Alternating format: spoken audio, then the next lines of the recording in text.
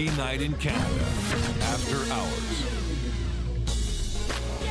Again, we're on the road to GM Place, one of the program's more familiar stages, as After Hours returns victorious from its cross-country tour of the final 5 communities for Kraft Hockeyville 08. No one was hurt, happy to say. Admittedly, we were a bit worried about being forgotten, but our confidence, Trevor, sort of peaked tonight as we heard cries of, hey, there's Bobby Rudy and that guy echo throughout the building. That goes back to 6 weeks ago in Roberval, Quebec, when Kelly was introduced to the mayor of Roberval as Bobby Rudy. You're just telling the story because I showed how bad a skater you are. And I have no choice but to beat it to death for the next 2 years. Yeah, you will enjoy that. Yes. Your parents were here tonight. They came in for the game, which obviously underlined it as a special occasion. You saluted the fans at the start of the third period. It was very emotional at the end of the game. So your intentions seem clear. Are you prepared tonight to make it official? Yeah, no, I really need some time, obviously. I think it's been an emotional week, and it's one of those things where I need to take some time and digest some things.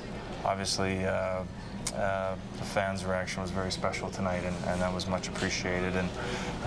But I do need some time to think some things over and talk to some people, and it's been a tough week. What are some of the concerns you have? For instance, when I was going through it my last year in San Jose, some of the things that really popped up for me were that I thought I had to really work hard in practice to stay up with the young kids. Secondly, I thought that my level of play wasn't as good. Third, and probably the most important, is that the wins never felt as special anymore and the losses never hurt as much. Have you had thoughts like that? Well, you know, those are a lot of thoughts, Kelly. Yeah, I know. But, you know, for me, I've always loved coming to the rink. I think I've enjoyed practicing. I've enjoyed the nuances of the game. I've enjoyed, you know, I enjoy looking at tape.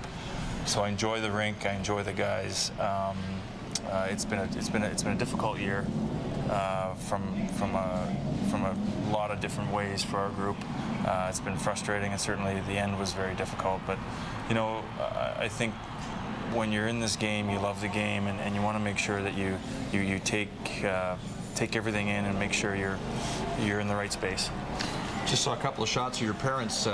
You said in the first period, you looked through the glass, and there were Lane and Edna being interviewed by some dolt from Hockey Night in Canada. Talking to you.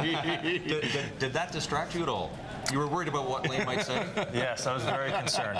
Although, from what I hear, we did a father's trip this year to Nashville and Minnesota. I hear Lane is much better with the media.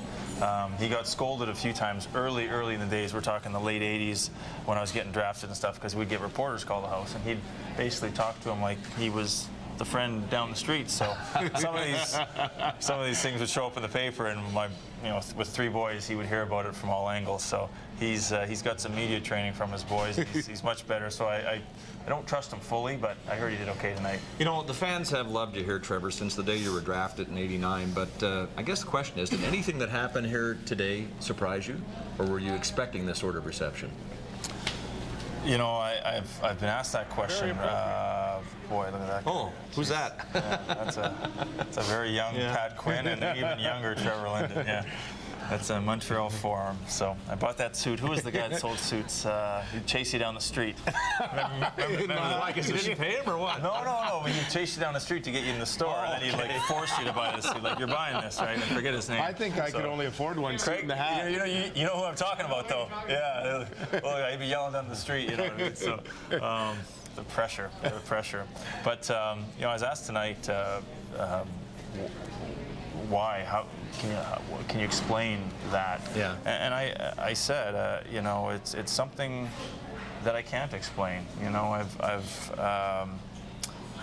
I can't explain the relationship. I'm blessed. I feel very fortunate to be able to play in such a great city like Vancouver, and to be treated the way I am here. And I can't give you the details why.